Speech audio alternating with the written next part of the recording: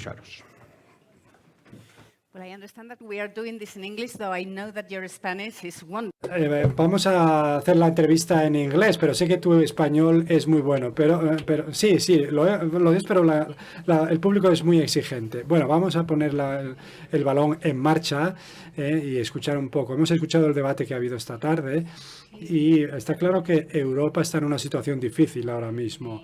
Tenemos el principal aliado que está dándonos la espalda, al menos en parte. Estamos viendo el orden mundial multilateral que está colapsando por minutos. Tenemos una Rusia muy hostil, tenemos un caos en Oriente Próximo y está muy claro que hay dos partes de poder en ese aliado, que esté el poder tecnológico y el político.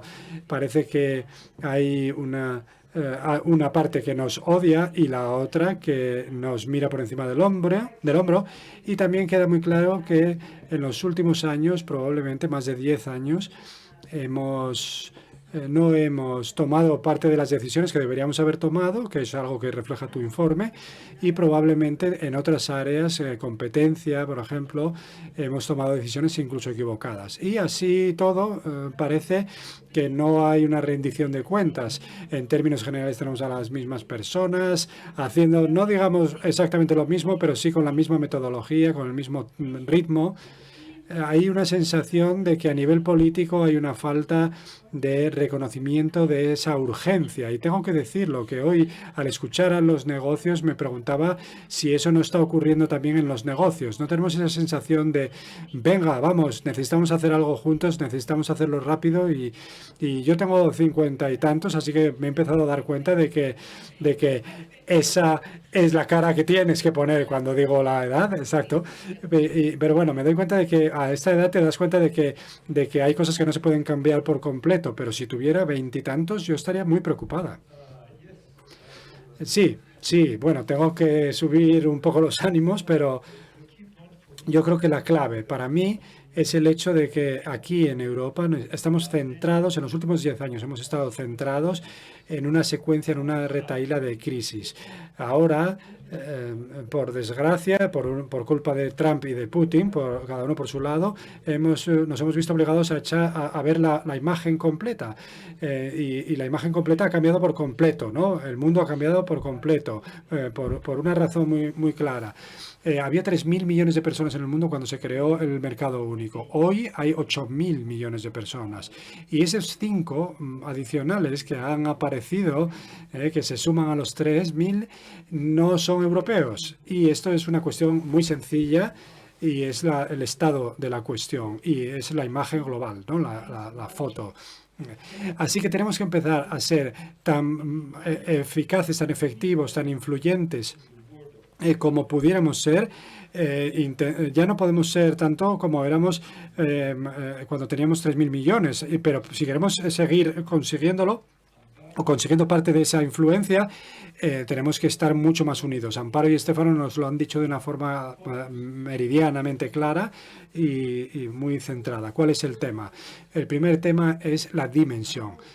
Ahora estamos empezando a darnos cuenta y a entender que el problema del tamaño de la dimensión es el problema. La defensa está ahí para decirnos lo que nos han dicho hoy. Pero también en la otra parte del negocio también es importante, todos los aspectos relacionados con los mercados financieros. Somos una colonia de Estados Unidos en términos de mercados financieros, en ahorro, en pagos digitales, en banca de inversión. Podríamos hacer una lista muy larga. Y de pronto, de repente, nos damos cuenta de que somos una colonia. Somos una colonia cuando alguien desde fuera nos puede decir, si te apago, te vienes abajo en un minuto. No nos lo ha dicho a nosotros, a los europeos, pero ha dicho exactamente eso a los ucranianos. Y a nosotros nos lo podría decir también. Estamos en una situación de dependencia tecnológica y en muchos otros terrenos. Así que creo que, como tú has dicho, Miriam, ahora estamos tomando conciencia de algo que probablemente hace 10 o 15 años era solamente algo que se comentaba en think tanks, en las universidades, y ahora ya es parte de la conciencia general. Pero os digo que hoy es un día importante, por cierto, porque a las 2 hoy la Comisión Europea presentó el plan para el mercado único. Y el plan del mercado único que ha presentado el vicepresidente Séjourné, la vicepresidenta Séjourné, tiene algunos temas muy interesantes. Tengo un sesgo enorme, está claro. Para mí, algunos de los temas están en mi informe, con lo cual tengo un sesgo. Pero hay una cosa que para mí es vital. Si somos capaces de implantar por completo esta idea de los 28, del estado de 28 estados virtuales, que querría decir que en Europa tenemos 27 leyes de sociedades y en España tienes 17 distintas y en Alemania también, y podemos continuar bajando, ¿no? Estamos en una situación en la que no somos atractivos porque somos un caos. Para cada empresa necesitamos tener una oficina jurídica de 10 o 20 abogados para tratar de entender cómo trabajar con un panorama tan diverso. Y si eres una pyme o eres una startup, es totalmente imposible tener 20 abogados trabajando para ti. Así que me queda claro que el problema de la cuestión jurídica, ¿no? El marco jurídico europeo es fundamental. En Estados Unidos hay tienen Delaware y tienen un mercado único estadounidense. Así que, ¿cuál es la idea de ese estado virtual número 28? No es la idea de crear un Delaware, ¿no?, en Europa, porque no tenemos un país que pueda desempeñar ese mismo papel. Pero sí crear esos 28 estados virtuales con su propio sistema legal, con su ley de sociedades, que pueda ser válido en cualquier parte de Europa y que pueda ser una especie de passepartout, una especie de vía rápida para todas las empresas. Y la comisión de hoy ha presentado esta idea. Y la idea no es cancelar la legislación nacional, porque sé que sería imposible. Sé bien lo difícil que es cancelar la legislación regional con respecto a la normativa sobre sociedades. Imaginemos la nacional, pero si le damos a las empresas la posibilidad, quieren elegir la vía rápida, si le damos la opción, sin duda elegir la vía rápida para ser una simplificación real. Lo digo también por otro motivo, y es que todos hablamos de simplificaciones, pero tenemos que ser concretos. ¿Qué quiere decir simplificar? Esta es una simplificación enorme. Es la forma de evitar todas las duplicaciones. Pero, y depende mucho de cómo luego lo implante la comisión, ¿no? Porque hablamos de las distintas legislaciones que solapan, pero no solo eso. Y, intentamos montar una startup, ¿no? Sin duda en mi país, ¿no? Después de haber matado a la cabra no sé cuántas veces ante el notario, mejor tienes suerte y estás en situación de poder tener un marco para hacerlo, ¿no? Y la comisión,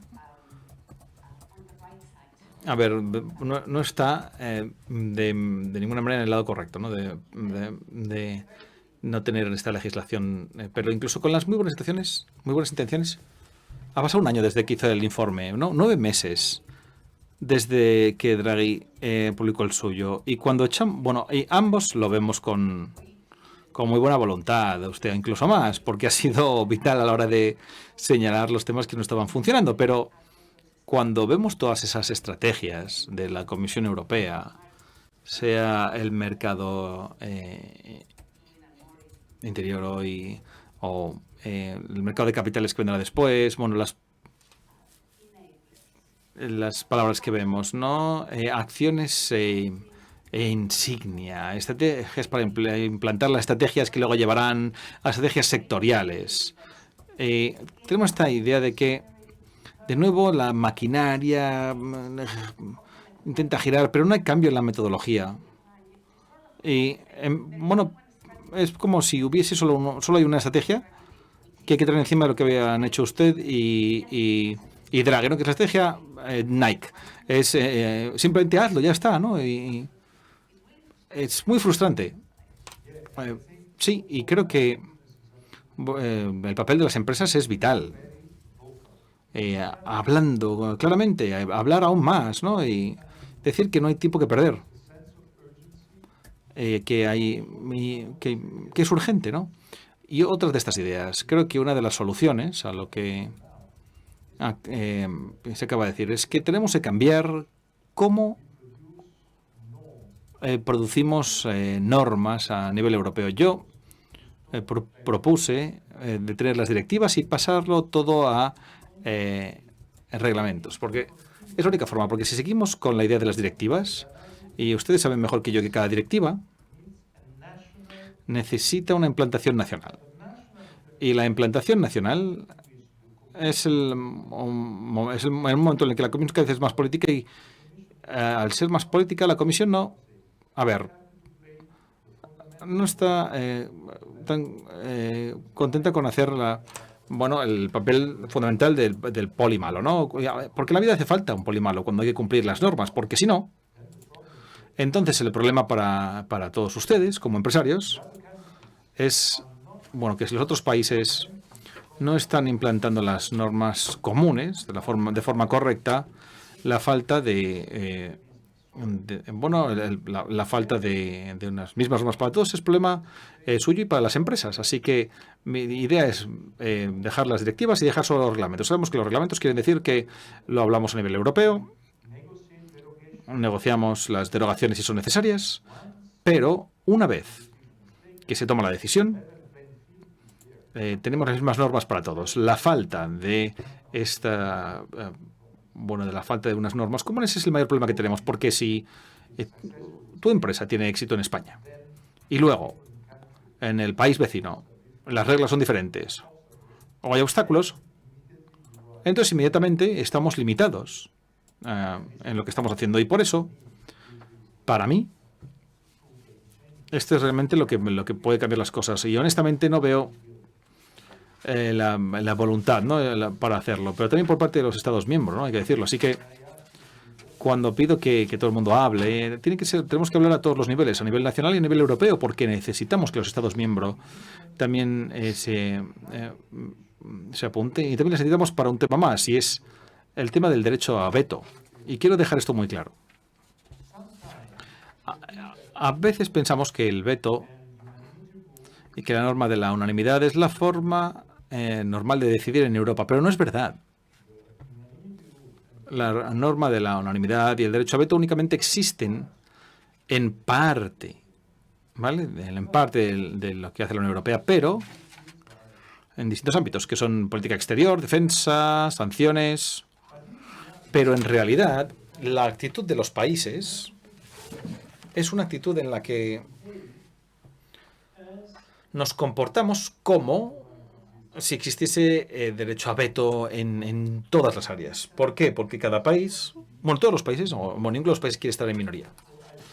Así que prefiero no ponerte a ti en minoría y así, sabiendo que así no me vas a poner a mí en minoría. Y la realidad es que es la peor actitud posible, porque tenemos que decidir, ¿no? Imaginemos en vuestras empresas, ¿no?, que las decisiones del Consejo todas se tomasen por unanimidad. Si alguien está en contra, pues alguien que esté en contra también puede estar encantado si tú decides, porque a veces cuando uno está en contra hay que estar en contra. Tienes que decir no porque representas a tus electores que te pido que digan que no, y entonces puedes decir que no. Pero si el resto del grupo lo decide, puede ser positivo para todos, pero tenemos que decidirnos. Es imposible seguir avanzando sin tomar decisiones y sin seguir con esta inercia. Creo que es una dinámica bien establecida ya y bien larga, ¿no?, en la Unión Europea. En parte es lo que ha sido útil la Unión Europea, que podías culpar, si hay vetos, no hay veto, ¿no? Pero estamos en un escenario diferente, ahora que es más complejo, porque somos muy diferentes. Los Estados miembros son muy diferentes. Claramente, en algunos de los temas existenciales, ¿no?, que tenemos en la Unión Europea, tenemos algunos Estados miembros ahora que, claramente, si no estuviesen ahí, sería mucho más fácil enfrentarnos al reto que tenemos. Vale, es posible que esto empeore. Uno de los temas que habrá sobre la mesa en el futuro próximo va a ser la integración de Ucrania, pero honestamente tendremos que integrar Ucrania, porque con respecto a la capacidad que necesitamos de defensa, a ver, nadie va a tener esa capacidad, ¿no?, de haber estado metido en una guerra con todos estos desarrollos tecnológicos en defensa. Así que va a ser aún más difícil llegar a un acuerdo. Y entiendo que viene desde una perspectiva de, bueno, principalmente del mercado interno en el informe, ¿no? Pero hay mucho más que el mercado interno. Y muchas más cosas que tenemos que hacer. Y para mí, la cuestión es si podemos hacer esto con el sistema de gobierno que tenemos en la Unión Europea. Estas ideas que llevamos teniendo sobre la mesa desde hace ya mucho tiempo, digamos, en la Europa de las varias velocidades, yo, a ver, lo haría incluso más flexible para poder seguir avanzando más rápido, ¿no? Coaliciones a través de coaliciones, pero a lo mejor ni siquiera tendríamos que preocuparnos tanto si son círculos concéntricos o lo que sea, pero tenemos que generar una sensación de movimiento y una dinámica que, bueno, que me parece, que en todo lo que no sea mercado único, me parece difícil continuar, ¿no?, con intereses tan diferentes que tenemos lo mismo. Seguir avanzando en los temas que tenemos que seguir avanzando con esta especie de tanque, ¿no? Tenemos que maniobrar con un tanque constantemente. Miriam, estoy completamente de acuerdo. Y la idea principal es que cuando empecé a redactar el informe, la primera encrucijada fue: ¿propongo cambios en el tratado o no? Vale, esa fue claramente la primera encrucijada. Y decidí no proponer ningún cambio en el tratado. Y, bueno, por un motivo sencillo. Imaginemos el momento en el que estamos, con este problema de competitividad, con Trump y los aranceles, con la guerra en Ucrania. Abrir ahora la caja de Pandora del debate institucional entre los europeos, con la necesidad, ahí sí, de tener unanimidad para los cambios del tratado, hay que contar con los 27. Creo que eso habría sido una decisión tremendamente negativa. Así que decidí decir que el COVID nos ha enseñado que Europa tiene las herramientas, si lo queremos, porque para el COVID utilizamos los tratados actuales y fuimos muy efectivos en muchos ámbitos. Así que, lo que quiero decir es que podemos utilizar los tratados actuales porque no tenemos la posibilidad de cambiarlos, ¿no?, de abrir esta caja de Pandora y este debate institucional. Los tratados actuales son muy flexibles y podemos hacer muchas cosas. Pero lo que estás diciendo sobre esa coalición, la única posibilidad es considerar que no es algo completamente nuevo. Los grandes resultados a nivel europeo fueron resultados que empezaron con los que tenían voluntad de hacerlo. Incluso la comunidad, empezó con esa comunidad, 6 países al principio, con la voluntad. Luego el euro. Esa coalición de voluntarios, ¿no? Así que lo más importante, incluso en otros temas, como en el periodo de 2009-2012, recuerdo que Reino Unido y la República Checa votaron en contra. Y era un grupo de 25, de 27, ¿no? Croacia no estaba ahí en aquel momento. Así que éramos 27, ¿vale?, cuando estaba Reino Unido. Así que lo que has dicho es correcto, pero necesitamos que los 5 países grandes se unan y lideren. Los cinco países grandes, ¿no? Los 4 tradicionales más Polonia. Vale, los 5 países grandes juntos, liderando de forma colectiva, no siendo uno liderando y los otros aceptando el liderazgo de este. Porque no funciona así, ¿vale? Los 5 están al mismo nivel. con algunos, algunos más y algunos menos, pero yo le doy muchísima importancia a lo que ha pasado en Alemania. Soy fan de este nuevo gobierno alemán. Este nuevo gobierno alemán tiene el equilibrio adecuado, como alguien como Friedrich Merz, que es un gran conocedor de todas las conversaciones que estamos teniendo aquí, el tema de la competitividad, la importancia del mundo financiero y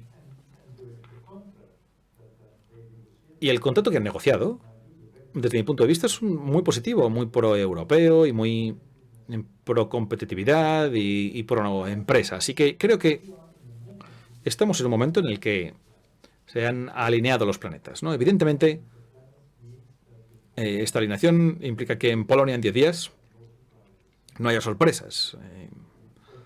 ¿Vale? Ahí está el interrogante. Pero los 5 países tienen que hablar los unos con los otros, tienen que compartirlo y liderar. Por ejemplo, en el punto más importante para mí,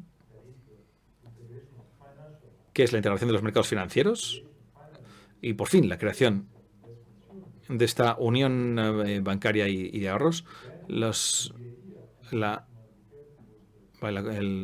el comisario fue es el primero que presentó un plan importante al respecto. Esta propuesta se presentó hace 2 meses. ¿Se puede convertir en una realidad? Sí, los 5 países van por ello, porque honestamente, si esperamos,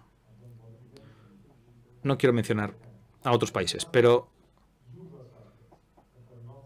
vale, hay algunos que no están contentos de tener una integración total de los mercados financieros en Europa. Y evidentemente no podemos esperarles. Tenemos que avanzar con los países que están convencidos de que es necesario. Y si no somos capaces de ir en esa dirección y crear esa buena dinámica en los mercados financieros, el resto será imposible. Porque por un motivo muy sencillo. El éxito de los Estados Unidos, hay muchos motivos, pero falta la aversión al riesgo, que es... y muchos otros temas en gobierno. Pero probablemente lo más importante es que eran... inversión pública en investigación y desarrollo, ¿vale? Y también eran 1 en la inversión privada en investigación y desarrollo, ¿vale? Hoy siguen siendo 1 en la inversión pública en investigación y desarrollo, pero el ser 1 en la inversión privada se convirtieron en 4, ¿vale? En 15 años. Y eso es increíble. Y por eso lideran en inteligencia artificial, lideran en el espacio. En estos temas no lideran por la inversión pública, lideran por dinero privado. Y esa es la gran diferencia con nosotros. Pero no cree que... porque hay un contraargumento. Y no es por quitar la importancia del capital, ¿no? Que evidentemente es la prioridad número 1. Y creo que probablemente en ello estamos todos de acuerdo. Pero también tenemos el argumento de, el dinero va allá donde hay una buena idea. Y parte de lo que no ha funcionado, y creo que ese argumento funciona para todo lo que hacemos en Europa, ¿vale? El tamaño nos afecta, la capacidad de aportar esa inversión privada, y es interesante que los Estados Unidos vaya avanzando en ello y haciendo que sea aún más fácil cuando nosotros todavía estamos pensando en cómo vamos a hacerlo. Y en este periodo de innovación, porque el problema que tenemos ahora es si nuestro sistema funciona para la innovación. El sistema americano funciona para la innovación, el sistema chino funciona para la innovación, ¿vale? Y son opuestos. Nosotros estamos como entre medias y tenemos ese interrogante sobre si nuestro sistema funciona. Y parte de ello no es solamente tamaño de inversión, sino que venimos de una tradición en la que en lugar de decir a las empresas como en Estados Unidos, hey, venga, y a por ello, y en algún momento analizaré la regulación que hay ahí, decimos, aquí tenéis la regulación y voy ahí y tengo que perder dentro de esta caja, ¿no?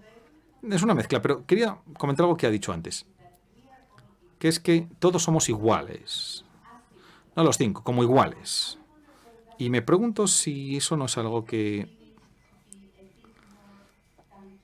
con lo que tenemos que ser un poco más realistas, ¿no? Sobre si realmente somos todos iguales en la Unión Europea y si no tenemos que aceptar que hay un Estado miembro que pone mucho, gran parte de los medios, de la sombra de estabilidad por todos nosotros. Y algunos nos beneficiamos de ello, ¿no? No es igual, ¿no? Ver cómo Alemania piensa en avanzar y ver a Francia, que este año a lo mejor tiene un crecimiento por debajo de la media, ¿no? A ver, ¿somos iguales? Su país, sí. Cuando digo iguales con respecto al papel político. A ver, podemos hacer que los 5 no están. No podemos hacer que no están al mismo nivel, a nivel de voluntad política. No hay muchas diferencias. Las diferencias también están con respecto al rendimiento. España hoy es el número 1 en rendimiento, pero tenemos que saber que podemos estar de acuerdo si los 5 se ponen de acuerdo en la vía, pero lo que ha dicho antes, ¿no? Está claro que tenemos esta aversión al riesgo, que es uno de los elementos negativos, y tenemos que eliminar este elemento negativo. Pero no hay que subestimar el papel de la inversión y del dinero, porque yo tomo el ejemplo de las grandes tecnológicas, ¿no? El gran éxito europeo que fue Spotify, ¿no? Los suecos, ¿no? La gran inversión de los suecos, Spotify creció luego solo por el dinero americano, porque en Europa no somos capaces de dedicar la misma cantidad de dinero porque somos 27, no 1. Y cuando digo 27, digo que cada país tiene su propia autoridad de supervisión, sus propias reglas, que son distintas a las de otros países. Y la clave, y quiero dejar esto muy claro, es que cuando una empresa empieza en Estados Unidos, esta empresa es americana. No es de Texas o de California. ¿Vale? Es americana. Y cuando uno empieza como empresa americana, empiezas con un jardín que es el mayor jardín del mundo. ¿Vale? El 60% del mundo sí está en el mundo financiero. Cuando eres europeo, y por las reglas que tenemos, y por el hecho de que los Estados miembros no querían integrarse, empezamos siendo españoles, italianos, alemanes, suecos, lituanos. Cuando uno empieza como italiano, la primera parada que uno tiene no es en Australia o en la India, es en tu país, en tu vecino, ¿no? En el país vecino, porque la primera parada que tienes, si eres italiano, es en Alemania. No estoy diciendo nada que... ¿Vale? Es exactamente lo que está ocurriendo, porque el hecho de que tengas un pasaporte nacional no quiere decir que este pasaporte se convierta en pasaporte europeo. Este pasaporte, para ti, es un límite para el resto de Europa. Así que esto es lo que quiero decir. Cuando digo que crear un entorno en el que las normas sean las mismas, darle a tu empresa el pasaporte europeo y empezar como europeo. Y al empezar como europeo no estás limitado por defecto en el país vecino. Y para mí esto es fundamental, es básico, es un prerequisito. Si no trabajamos en ello, en este punto, va a ser imposible. Y evidentemente con matices, porque hay ámbitos, Amparo y Estefano creo que lo han dicho muy claramente. Por ejemplo, en defensa. La cuestión no es a crear un único campeón de la defensa en Europa, ¿no? Eso es imposible, pero en algunos elementos individuales se pueden unir fuerzas y se puede tener un campeón europeo en este elemento. Pero, honestamente, no veo por qué no somos capaces de crear estas grandes empresas europeas en otros ámbitos. El único condicionante es que les damos a las empresas un pasaporte nacional y este pasaporte nacional les limita inmediatamente para ir al país vecino. Y entonces el viaje viene debilitado inmediatamente por este problema.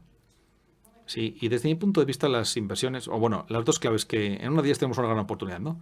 Una de ellas son las inversiones, sabemos qué es lo que tenemos que hacer, ¿vale? Es que es hacerlo con urgencia, y el otro es talento, ¿no? Y sí que tenemos una oportunidad de traer un talento que hemos perdido, pero tenemos un problema con cómo recompensamos a ese talento. Y es muy difícil atraer a personas que están ganando 4 veces más de lo que ganarían como investigadores junior. Aquí en España, entre 25.000 y 30.000 euros. En Francia, el doble del salario mínimo. realmente tenemos que empezar a analizar esa remuneración para poder utilizar esta ventana de oportunidad que se ha abierto con Trump. Sí, y voy a terminar porque estamos ya en rojo, pero quiero terminar con un comentario positivo. Tenemos algo que el resto no tienen. Y es que vivimos en la parte más atractiva del mundo. Y la gente quiere venir aquí a vivir, quiere venir aquí a estar con la historia, con el presente y con el futuro aquí. Y España es uno de los países más atractivos del mundo, Italia también, así que tenemos que aprovecharlo, tenemos que hacer fuerza con ello y tenemos que intentar estar juntos e integrarnos, porque si nos integramos, la diferencia va a estar ahí por siempre, porque incluso si nos integramos a nivel europeo, la diferencia entre mi ciudad, que es Pisa, y la ciudad mala, que empieza con F, que es es Florencia. Bueno, creo que pasa lo mismo en España, ¿no? Con todas las diferencias que tenemos. Nos encantan estas diferencias, pero la integración a nivel europeo puede darnos la posibilidad de luchar y de ganar. Y si le añadimos el hecho de que somos los lugares más atractivos del mundo, creo que tenemos un futuro que puede ser positivo. Una pregunta muy rápida. Alguien me ha hecho la pregunta el otro día, así que quería trasladársela. ¿Cuándo cree que su informe va a estar completamente implantado en Europa? Mi informe nunca se va a implantar por completo, nunca. Y lo sé porque también pongo en el informe algo que es un sueño.